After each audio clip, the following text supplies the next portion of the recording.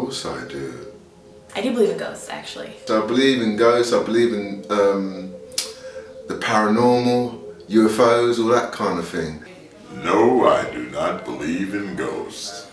Do I believe in ghosts? I don't believe in ghosts. I totally believe in when you're living, you live, and when you die, you die. Absolutely, I believe in ghosts.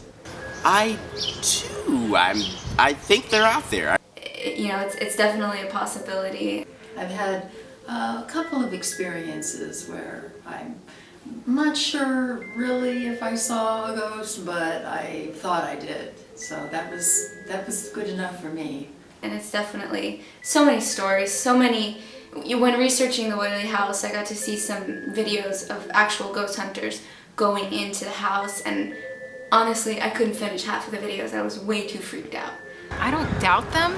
I do believe in ghosts. I believe in energy, and I think if you don't want that kind of energy in your life, you shouldn't pursue it. I've been in places that are supposedly haunted, and I haven't seen anything or heard anything, but other people I've been with have.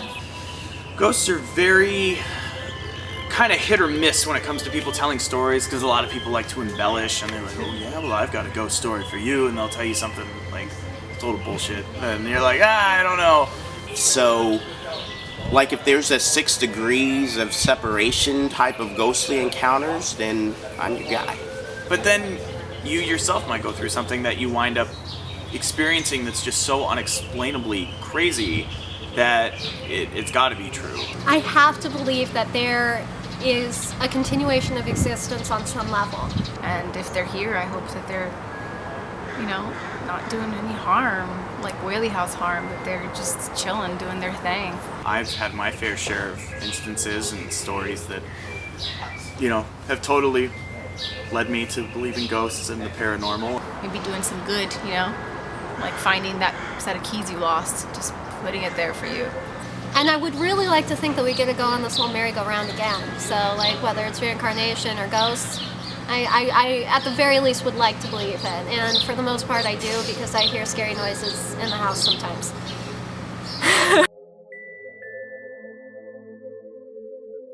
This didn't happen to me, it happened to my mother. When she was about 11 or 12 years old, still at school, she used to walk home from school every day, and the family had a neighbor who was called Mr. Miller. And he was a very standoffish man. He would never speak to anyone, hardly ever speak to anyone. He wasn't nice to the kids in my mom's family. Well, I was actually staying in Virginia in this house with my son. Anyway, one day she was walking home from school and she noticed Mr. Miller was sitting outside on his porch. And she yelled across at him, "Good afternoon, Mr. Miller, how are you?"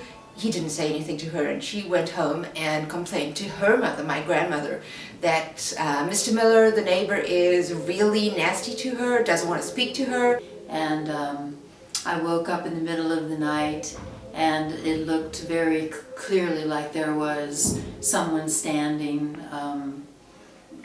right in the doorway. So it was kind of scary.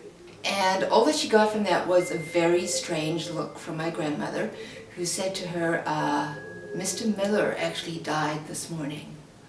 So I don't know how you could see him this afternoon.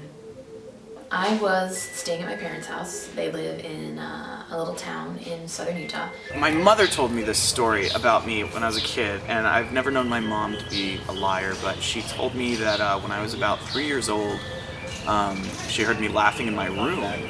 It was halfway through the night, at least, and I suddenly wake up because I hear the door open, the front door, and I know my parents are asleep. Apparently she came into the room and asked me, "What's wrong, sweetie?"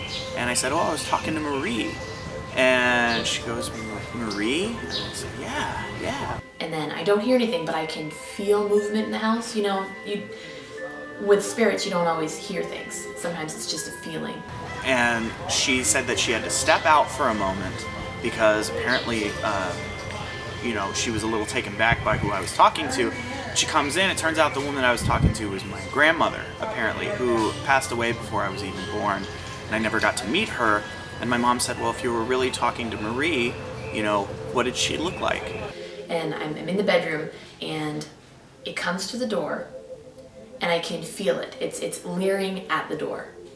Like it's going, and it's really creepy because I was like, I don't know what to do. How do I handle this? And so I said, get out of my house. I yelled, get out of my house. You have no power here. And my mom tells me to this day that I explained my grandmother down to a T, and I had never even seen a picture of my grandmother. I never knew her name, and I didn't know anything about her. I was 3 years old, for God's sakes.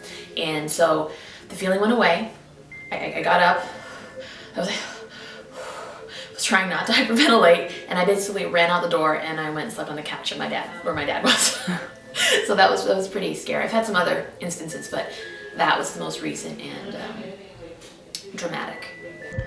Just because you don't believe in ghosts